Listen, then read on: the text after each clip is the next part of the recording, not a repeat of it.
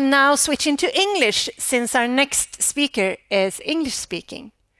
Thinking of and talking about communication, we often tend to mean external communication. But what about the internal communication?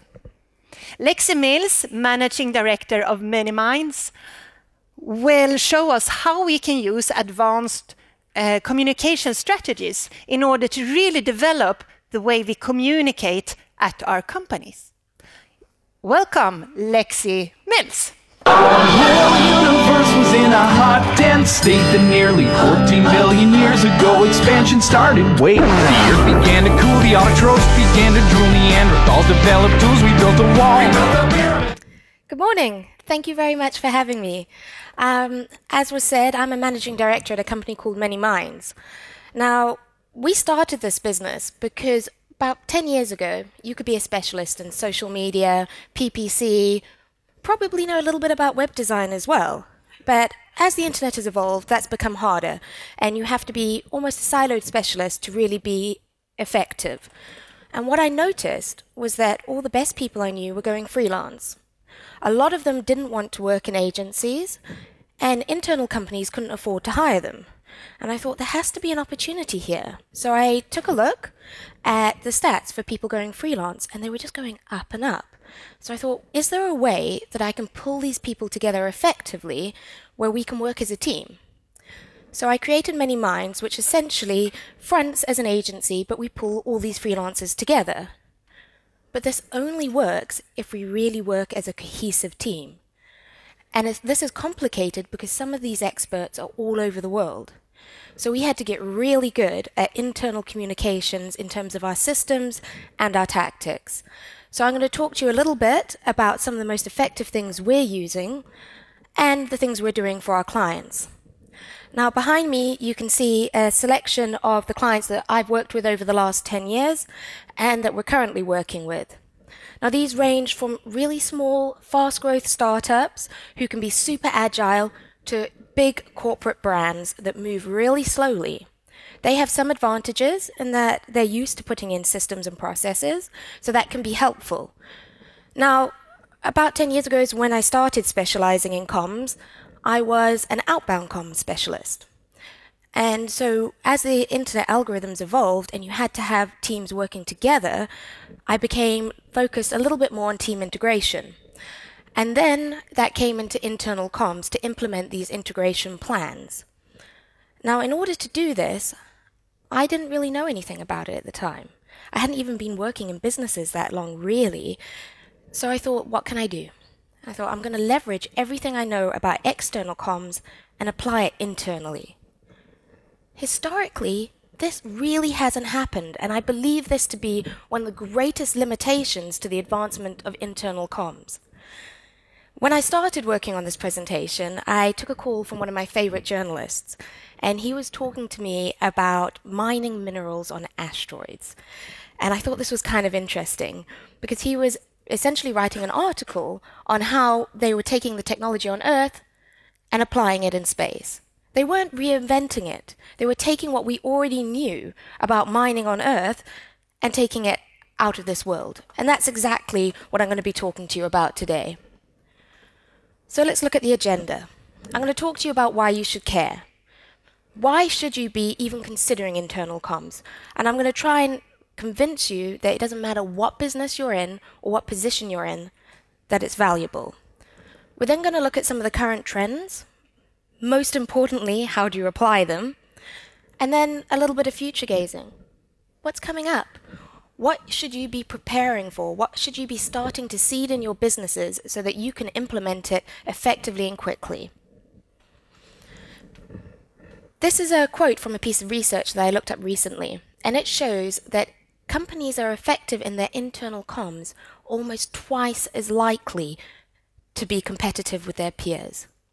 That means that it doesn't matter what you're doing, your business will be better if you improve your internal communications.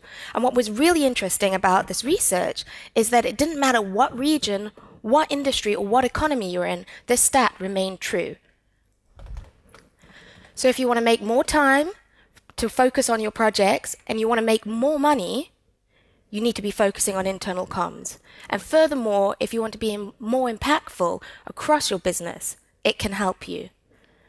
But this isn't the critical thing to me. This is innovation.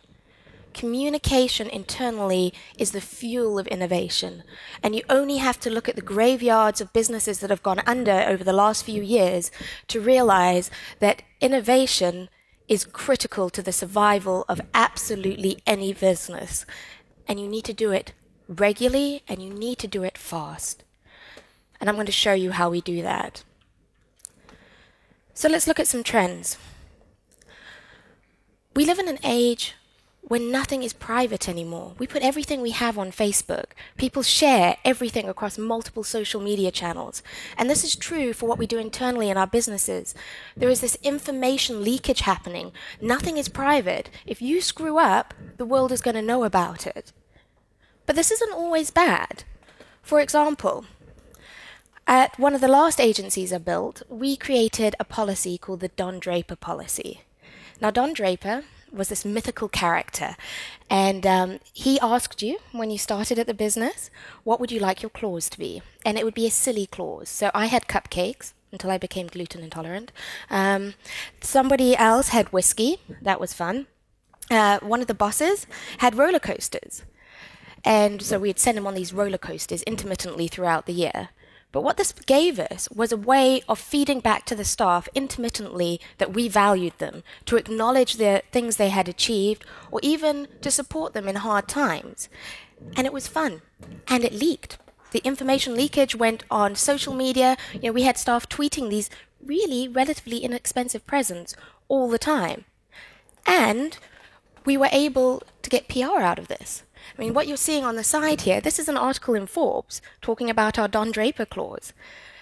That was great PR. Further to that, we even won awards for it, showing that what happens internally can be incredibly beneficial externally, and has been really good at helping us not only recruit staff, but retain staff and clients. Because your clients really want to know that the team they've got are A, motivated, B, happy, and C, going to stay with the business. But this information leakage isn't always good. Is anyone here familiar with Glassdoor? The Americans, definitely. Glassdoor is probably the bane of every employer in America's existence. It's a platform where you can write reviews on companies. So this is if you've been interviewing at a company and you really hated the person that interviewed you. If the receptionist was mean to you on the way in, somebody stole your iPad whilst you're in the interview, it goes up on this site. It also puts salaries up. Confidential salaries? No more. Now, I spend a lot of time working with companies who get completely freaked out when they get a negative review on Glassdoor. And especially if you're a small business and you really care about your employees, this can be very heartbreaking. It's hard. You can respond on Glassdoor. You can put a response up there and have feedback. What I encourage you to do in these situations is to be really considered about this. Write that response, but make it so that you're inviting the person to come offline to speak to you. Because you really shouldn't be putting more than one response. Because Glassdoor is not very dissimilar to Twitter. People troll it. They don't want to resolve the situation. They want to have a public debate with you, and you have to really resist. So that first response is really the only response you're going to get. And it's painful to see these come up, but you've got to do it. You've just got to pull back and not argue with these people publicly. But this also means that we have to be extra careful with the exit strategies with our teams. Setting up really, really good exit interviews, finding out what the problems are, and essentially chilling out staff for the reasons that they probably left. Otherwise, you're going to get these negative imprints online that are completely impossible to erase. And it's not just about hiring. Suppliers look at these. Customers will see these. You don't want to work with a company where everyone's complaining that they're underpaid, especially if you're paying a huge bill to this company. And I do a lot of investment strategy. This is one of the first things investors look at. The people are the base of any good business. And if they're unhappy, you're not going to get those investments. So it's really important to be mindful of this. Now, as the internet evolved, we all tried to hack it. for all our sins in different ways. And Google responded by rolling out loads of updates. Panda, we'll all be familiar with. Lots of little black and white animals came out. We had penguin as well. And these are all designed to wipe out fraudulent activity, essentially web spam. I think we have a new wave coming in internal comms.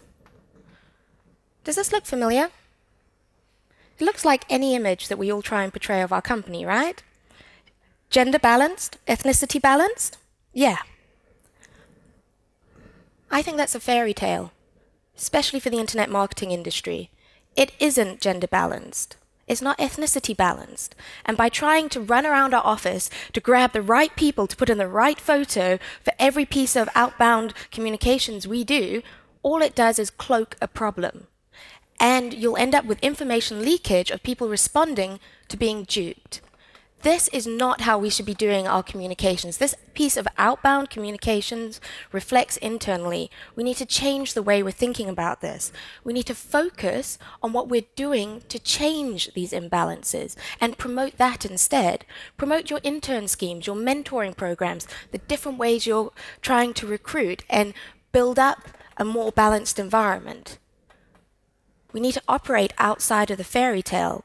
And that way, you're not going to get negative reviews and information leaking online, but we're also going to create real change. And that's what we actually need.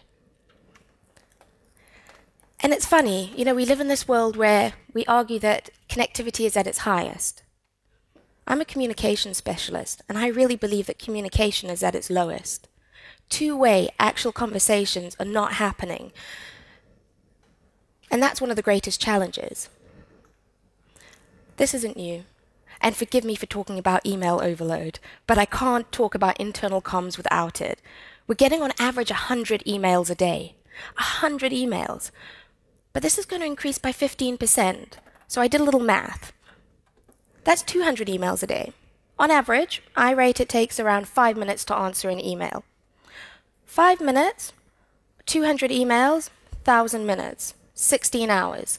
That means in the next few years, we're going to have to delete half our emails if we're only going to do email every day just to be effective. Categorically, the emails that get deleted are not the customers, because customers will complain if they're not getting responded to. It's the internal communications that are going to be deleted. So how do we solve this? Do we look to traditional external marketing? There's probably some solutions there. But I thought I'd look to the Daily Mail, the most effective engagement platform, in my opinion, in the world. They're getting over almost 4 million monthly views. We want 4 million monthly views. How are we going to do that? Well, they're doing it through video.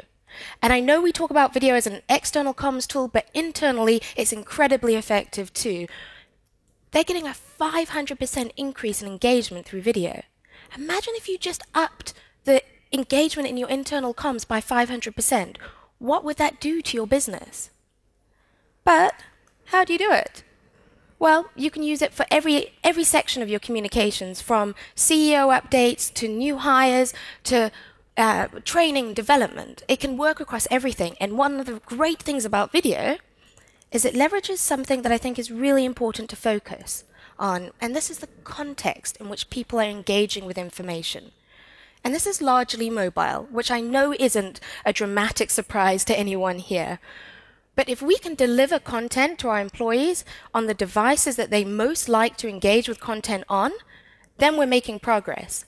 It can be hard to engage with written communication on a bus home, on a train home, but a video is pretty low effort, so it could be a lot more effective.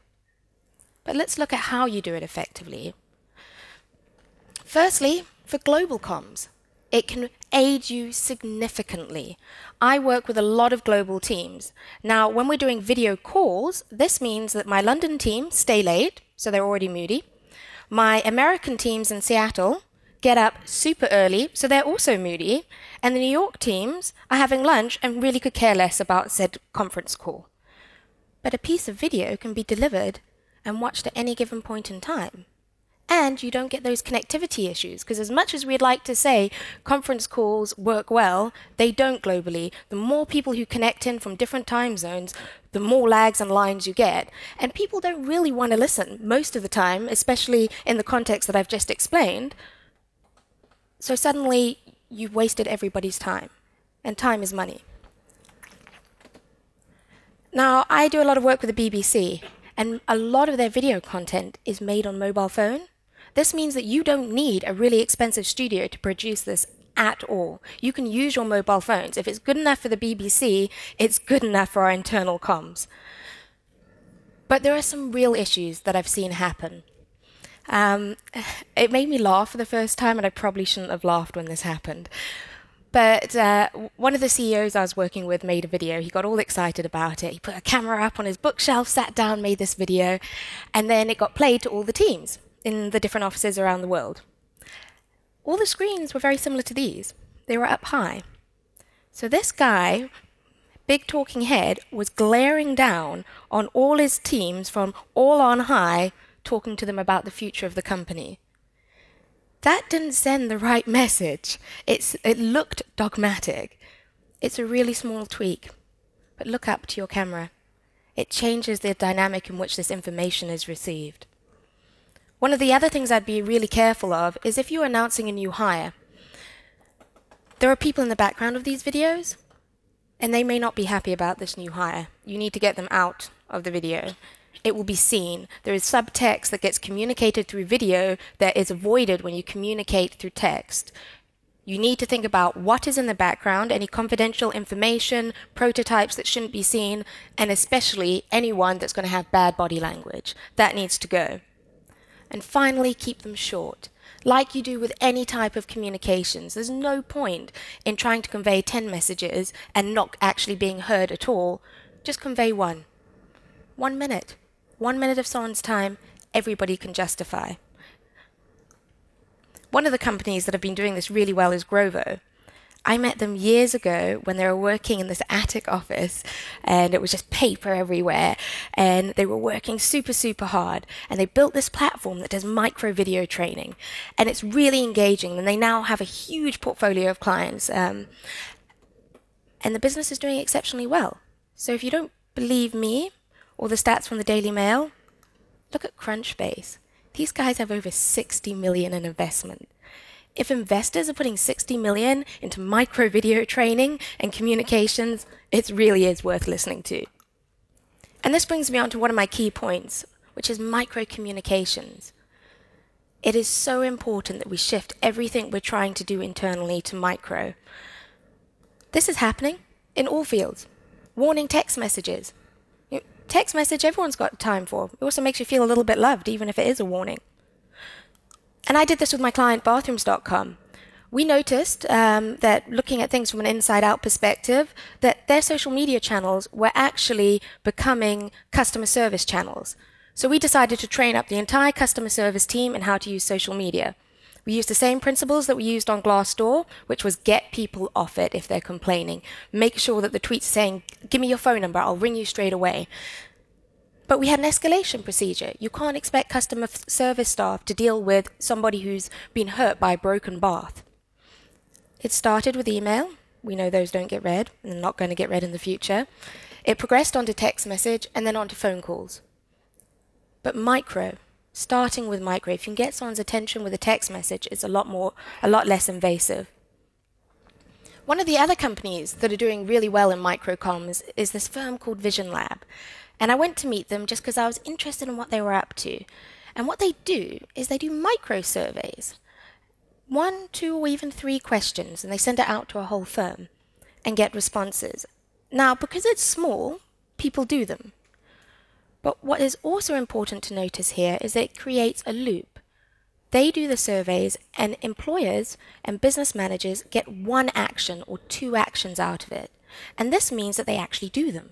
Because if you have 30 questions and 30 actions, then everyone who's completed the survey don't see the impact of it. They don't see their feedback being implemented, and they become less engaged and less likely to want to do this in the future.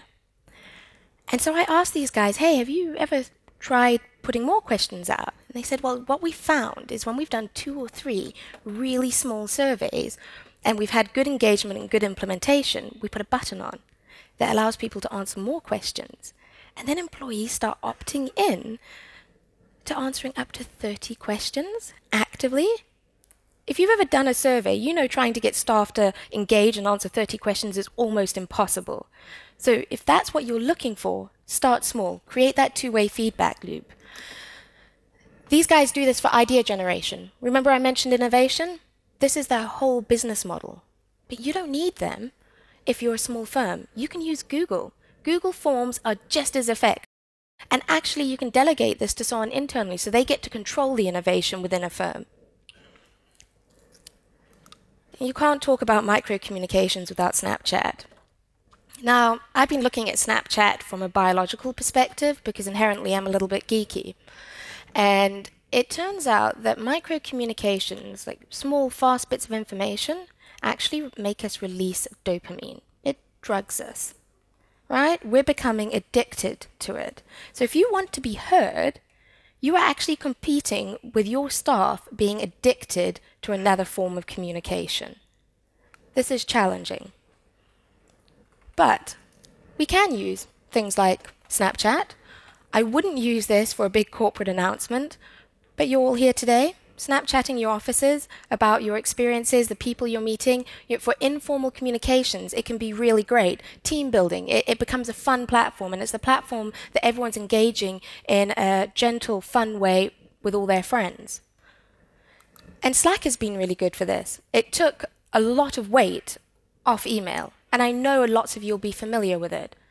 But it's really important to watch these types of tools.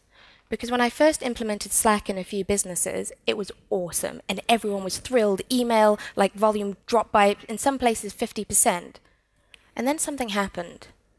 Everybody started to just chat and play on it. And initially we thought, this is great. Everyone's building teams and becoming friends, and they're going to work better together. And then suddenly you think, oh, no one's doing any work. Whoops.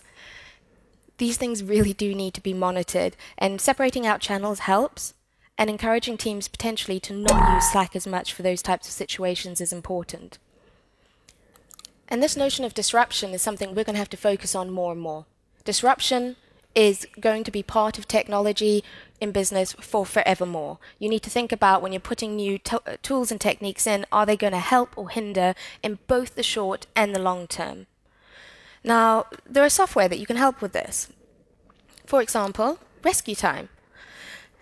Rescue Time is a piece of software that allows you to monitor what you're doing. Now, I've actually worked with a few businesses that decided to implement this in secret.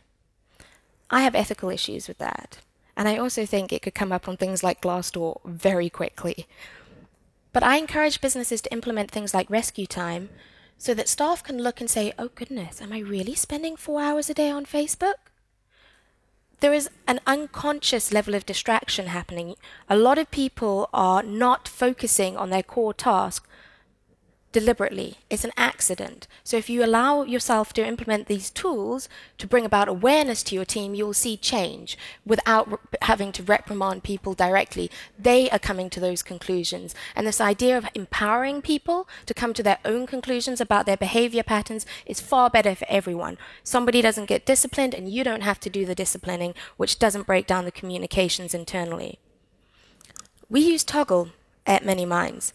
And I really like Toggle because it's an app that works across every platform. So it doesn't matter whether you're working on your mobile, at a meeting, whether you're PC-based, you're using it on web or on your desktop, it works across everything. And this sort of system and device agnostic notion is going to become increasingly important as well. And it makes you really aware. You can have a look at what you're doing, where you're spending your time. And for me as a manager, I can stand back and be like, oh wow, I thought that was going to take an hour. Oh, it took 6. Whoops, they probably need some help. It gives you this information where you can step in instead of getting people exhausted and burning out without you noticing. Now, I can't talk about disruption without mentioning some of the really cutting-edge research. And this is a little excerpt from a conference in San Jose last week. And they were talking about some people are looking at creating deliberate disruptions in the digital space. so that you sort of jolt people out of where they're standing, where they're thinking, and to raise their awareness, and so that they can refocus.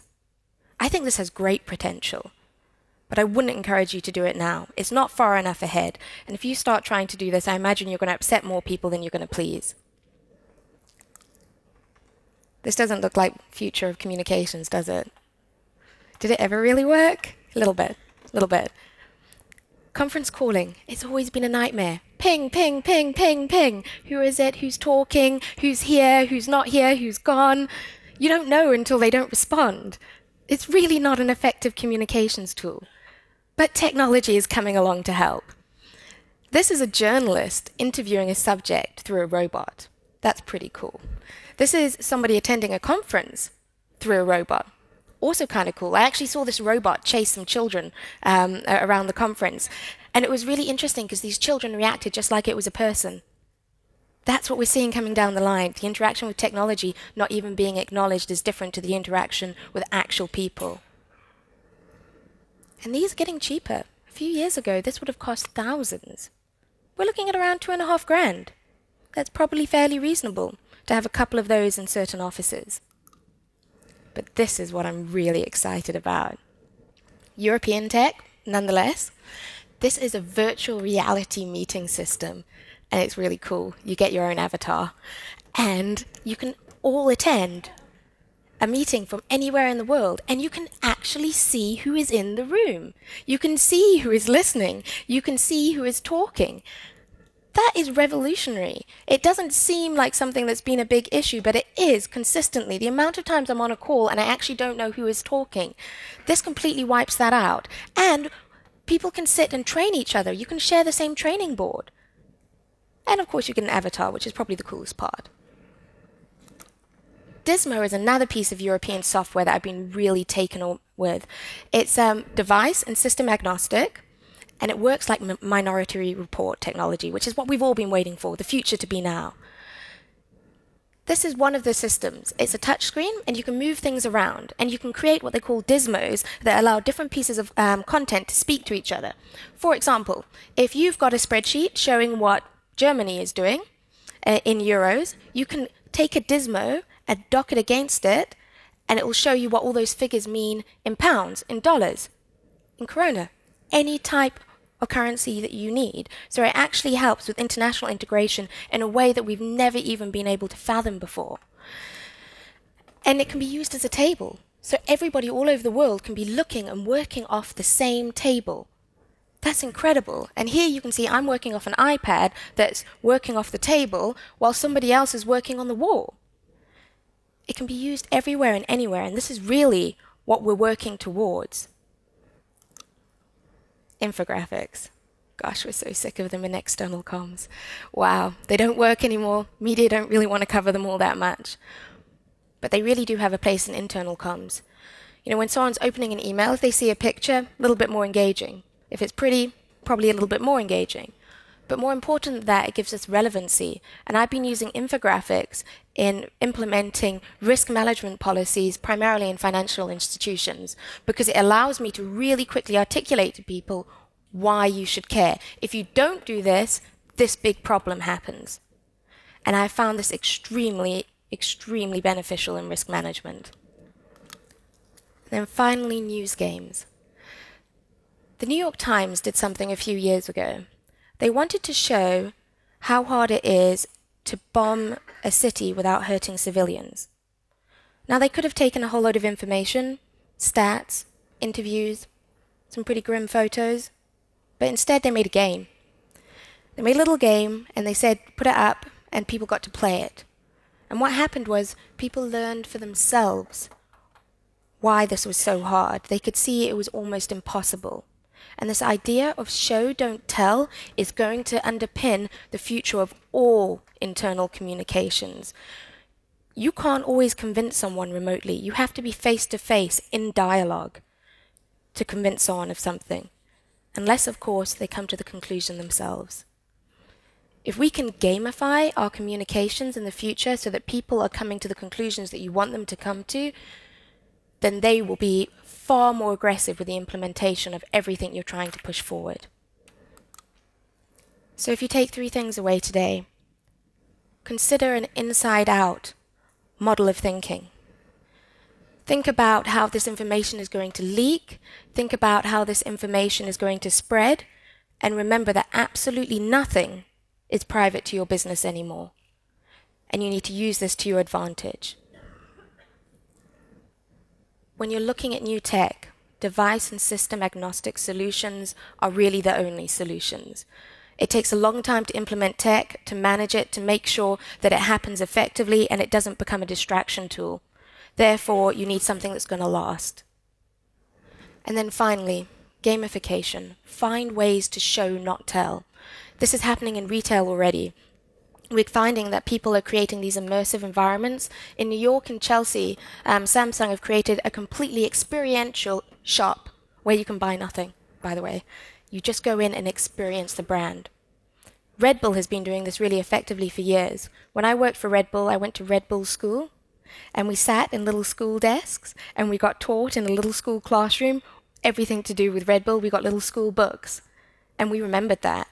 When we launched Red Bull Shots, we were sent this whole viral set of emails saying, something's happening, we don't know what's happening, and we were taken on this whole story adventure. I eventually, with my GPS, had to find my way to this little tunnel in East London, which was kind of scary, I must add. And when we got inside, there was a mad scientist who was creating this amazing potion, and then it turned out to be Red Bull Shots. I won't forget that experience. It's embedded in me in the same way that gamification embeds experiences for you.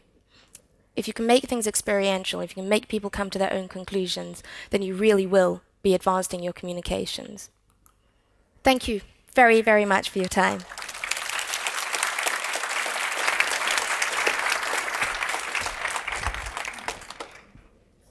Thank you, Lexi.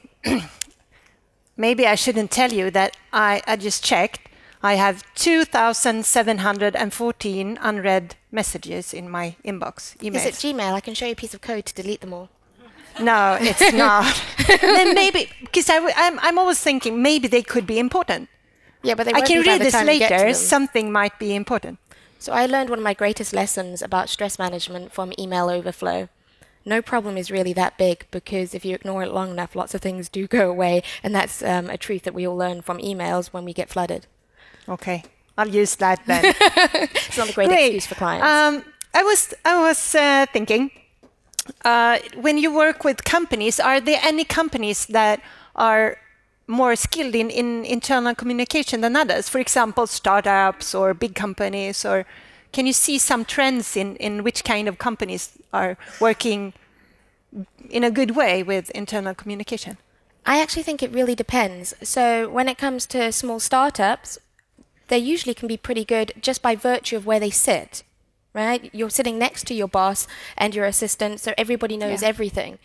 Scaling that as businesses hit a curve, that often completely collapses. Having systems in place before that happens really helps.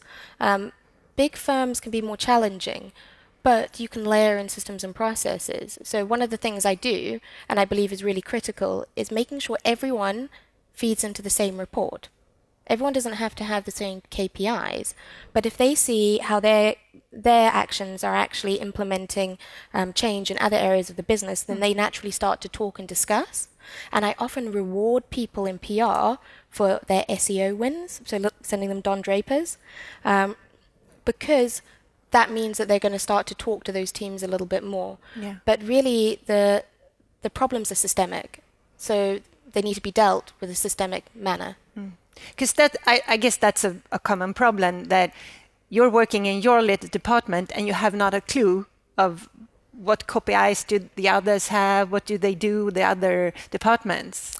So I've tried lunch roulette, which is kind of fun, because when chat roulette came out, it was a little bit dodgy, but I did think it would have some good applications in internal comms. And I just used to send people on lunches from different teams. Yeah. Which initially everyone would go with a really dark-looking face to these lunches, but they would come back smiling and they'd have a lot of fun. And I think lunch roulette is probably a very good investment of time, because also everyone has to have lunch. Yeah. And most people like free lunch, disproportionately so. So then we'll go just to have free lunch. Sophia, do we have any questions for Lexi? I can. Hi. Thank you very much. Not any specific questions, but we have a few comments. A lot of people are really finding the thing about the email overload. If you ignore a problem, I think we all can mention that. But I was thinking about there's a jungle of different solutions and apps. How do you know which one is the correct for your company, and does it really matter which one you choose? Or should you choose Slack, or does it matter which tool we use for communication? So I think it often depends on the age split of your business. Now, you need to be conscious that if you take an app that only really appeals to an older age range, it's going to make it harder when you choose to hire younger people. I like Slack for really young businesses because all the young kids really like it, and the senior employees find it fairly easy to interact with. But I often test it. Give each team a different tool and let them fight it out. Put them in a room and say, why do you like this one? Why do you like that one? Again, it's leading them to make the decision, because if they've made the decision, they'll follow through with it. Because the resilience to accept new technology is really high. I worked in a business where I was brought in because the CEO was always implementing new tech to the point that everybody abandoned all of it. And so we had to go back and start from the beginning. And what that involved was interviewing every single member of staff to find out what their experiences were, putting it into a quantifiable format, which was really just an epic spreadsheet, but they had to feel like they were heard. So a survey wouldn't have been sufficient. And then grouply choosing a couple of solutions. Okay. Thank you so much, Lexi. It's a pleasure. Thank you.